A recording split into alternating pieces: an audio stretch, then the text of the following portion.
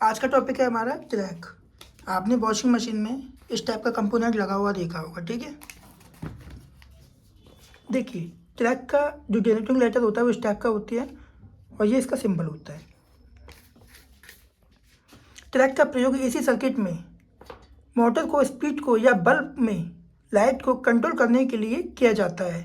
इसमें 3 टर्मिनल होते हैं। पहला होता है MT1, दूसरा होता है MT2, तीसरा होता है गेट, ठीक। टेस्टिंग, मल्टीमीटर को डायोड रेंज पर सेट करके ट्रैक की टेस्टिंग करती है। MT1 plus MT2 no beep no value, MT1 plus gate what दोनों तरफ same value, MT2 gate no beep no value, ठीक है, बराबर। ये आपका टैग लगा होता है, हमेशा ध्यान रखना टैग हीट सिंक के साथ लगा हुआ होगा, ठीक है। मैं आपको और भी PCU में दिखा देता हूँ। देखिए, ये इस PCU में यहाँ पे लगा हुआ है हीट सिंक के साथ।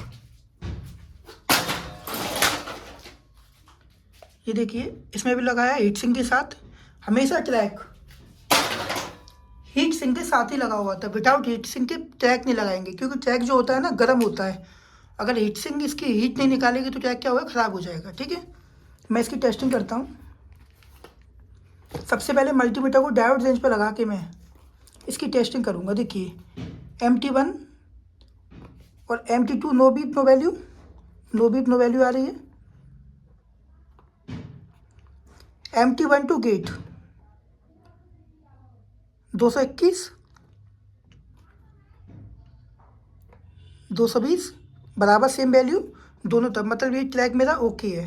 आपको एक चीज़ बता दो नॉलेज के लिए, अगर ये ट्रैक कभी ख़राब होते हैं वॉशिंग मशीन की PC में तो ये हमेशा बीप देने लग जाते हैं, मतलब शॉर्टिंग दिखा देते हैं, क्योंकि लोड इतना ज़्यादा होता है, ठीक है। जो MT1 होता है ना उस पर लोड दिया जाता है।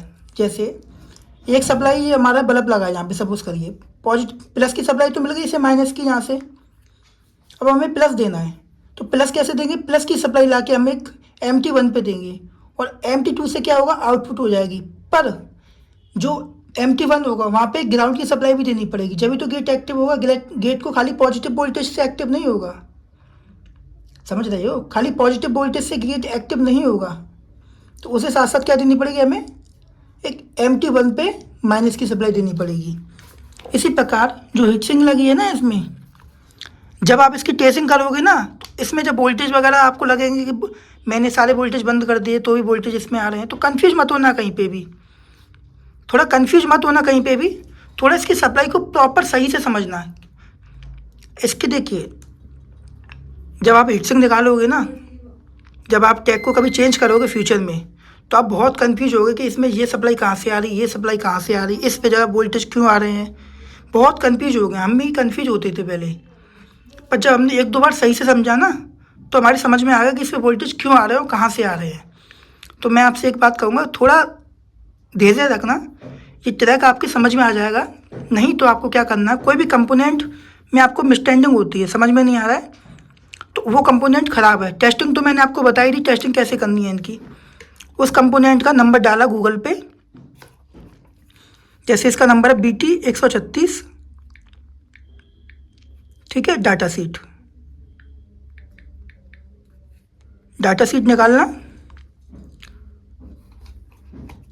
उस ट्रैक जो भी लगा हुआ कंपोनेंट है उसकी सारी वर्किंग दिख जाएगी आपको, ठीक है। ये आ गया ट्रैक मेरा, मैंने आपको जिस टाइप का सिंबल बताया था यह सिंबल मेरा MT1 MT2 गेट। देखिए और थोड़ा अच्छे से दिखा दूँ मैं आपको।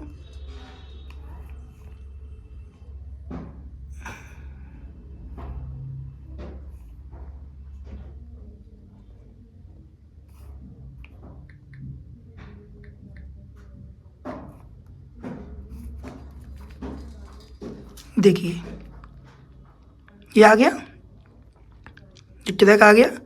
इसकी हर एक, इसकी क्या क्या वर्किंग है, इसके सारे कॉन्सेप्ट लिखे हैं इसके अंदर। आप एक एक करके समझना, आराम से पढ़ना बैठ के। और दूसरी बात, कभी कंफ्यूज मत हो ना इसमें वोल्टेज कहाँ से आ रहे हैं। अगर आपका ट्रैक कभी शॉर्ट हो गया है, आपको लग रहा है शॉर्ट हो गया है, निकालना है इसमें, ऐसे टेस्टिंग करना, बीप दे रहा है, दूसरा नया ला के डाल दिया, ठीक है। कंफ्यूज मत होना कहीं पे भी।